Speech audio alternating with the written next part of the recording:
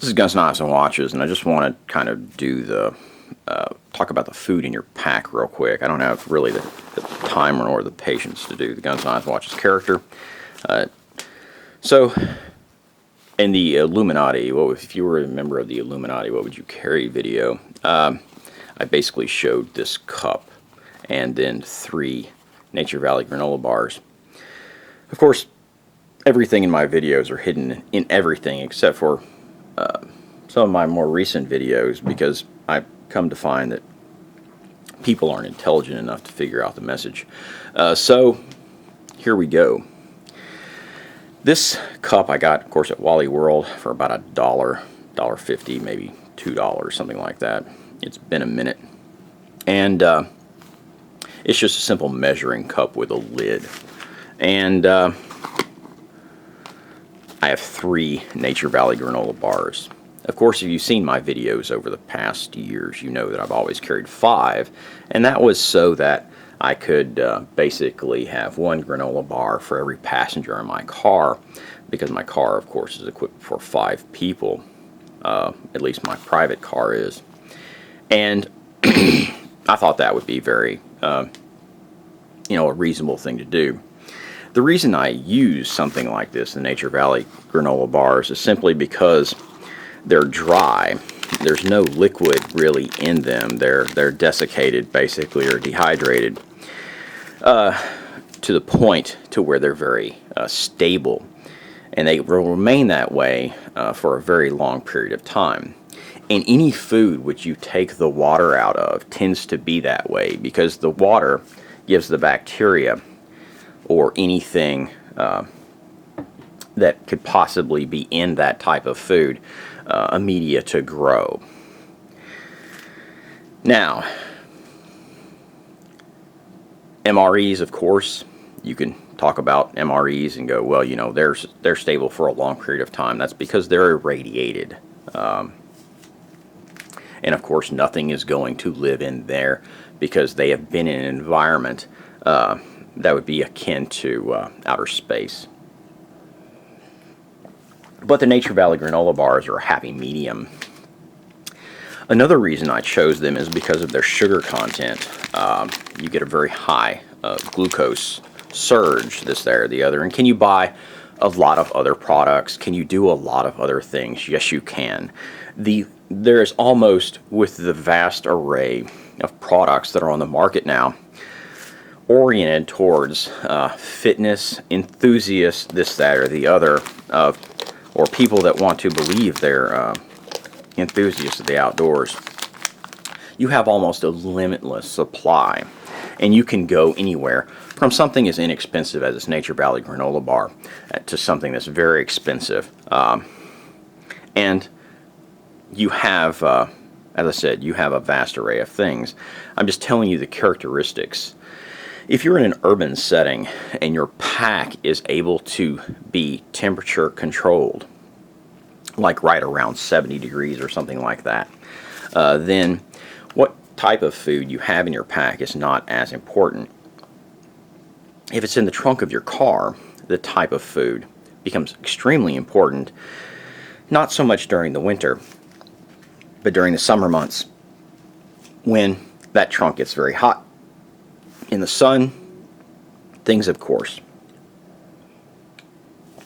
decay quicker with heat, and this, that, or the other. If you ever had an MRE that has been in a hothouse for a period of time, you are aware that they can go bad relatively quickly, where in a cooler setting, let's say 60 degrees, they stay stable and edible for quite a long time. Now, the cup is great. It's a measuring cup. It works for all kinds of things, and it's great if you stay in some of the more lower priced or moderate hotels like the Hilton chain, which is usually one of the ones in which we use. And they have very affordable rooms. Now, and can usually deal with a lot of people. But There's one problem with these stable, any type of stable dried food that you're going to put in your pack. The problem is in a stressful environment, or in an environment in which I typically would be carrying this pack, or carrying a pack like this one, I'm generally moving very quickly. I don't have the ability to stop, drink a lot, or do anything like that. So my body tends to become very dehydrated. And it's not just me, but it's tended to be everyone around me. I'll give you an example of this. I used to do long distance biking events where we would get on a bike and we would go 60, 70 miles. And, you know, of course, when you bonk on the bike, you really don't ever really get off the bike. You just learn to throw up off the edge of the bike and don't get any on you. And you get better at it and better at it every so often. But you learn when you're doing that you have to ingest something that has some type of fluid, because your mouth is dry, everything's dry, and this, that, or the other. So you have to take fluid intake into account when you're using these types of things. The reason I downgraded to 3 is because typically I'm going to be dehydrated. I really only have to look over a few other people. Somebody's always going to be carrying something, because my family, just because of the situations we've been in, tend to be very prepared for their environment, just through making errors and then having to work through them. So I actually cut the food back just because of the environments in which we were in, the situations, this, there, the other, and it tended to, over the years, even though I carried 5, we never actually used them, because we were always more gravitated. Now, this last little bit, I kind of did an experiment, and I had some food that was hydrated that the people, they had not ever been exposed to before, had never eaten, and gave them a choice. And of course, they had had Nature Valley granola bars, and handed them 2 things, and of course they went naturally to the one that was not dry, because they were, of course, dehydrated at the time, this, there, or the other.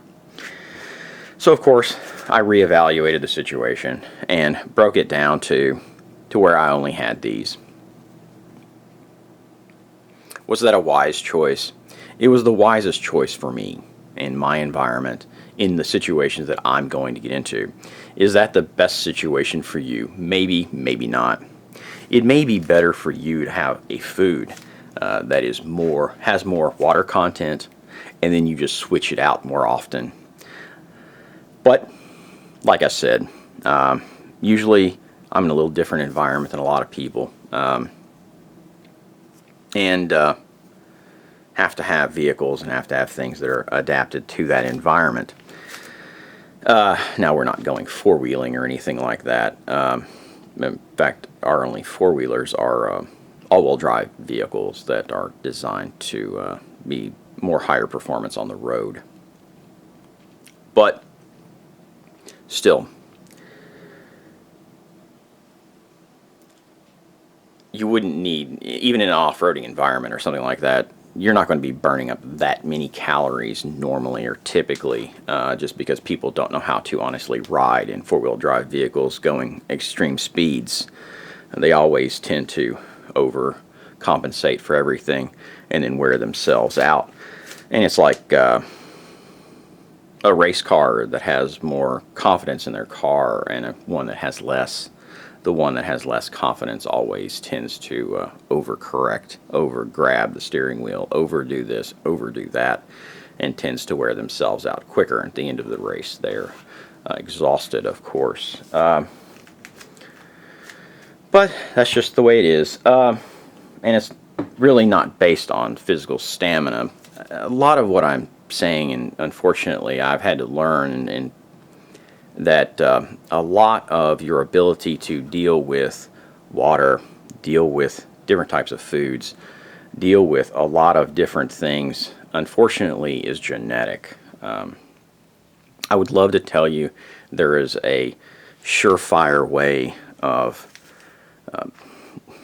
making anyone be able to do anything, but that's unfortunately not going to be the case. Tends to be the middle of the road people are the ones that tend to do the best at it. And the bigger ones, for some reason, aren't. And the smaller ones aren't either. But anyway, it's just my experience, and I guess I started to ramble. But just be aware of the food that you have in your pack, and if it is something that is very low moisture content, maybe your desire to eat is not going to be that strong. And the human body, believe it or not, if the food isn't palatable, or this, that, or the other, of course, the vast majority of people around the middle of that bell curve can force themselves to eat. But you have to understand that when you're dealing with the youth, when you are dealing with people who are older, when you are dealing with a lot of different things, they will actually choose to die rather than eat. And I'll get back to making more fun videos, but I just wanted to tell you why I altered the pack in the way in which I did by taking 2 bars out of it because they were basically unnecessary, and then also added this because, like I said, in medium price hotels, they tend not to have these things that like a microwave bowl or something like that, and this one works pretty well. Like I said, I got it at Wally World. I've been there about 6 times in the past decade, and the majority of the time I walk out of there with nothing. But every so often, of course, I cyber stalk them first. I go and see if they have the product I want. But sometimes I actually get what I actually want and can find. Place is really hard to find anything in. This is Guns, Knives, and Watches. Have a good one.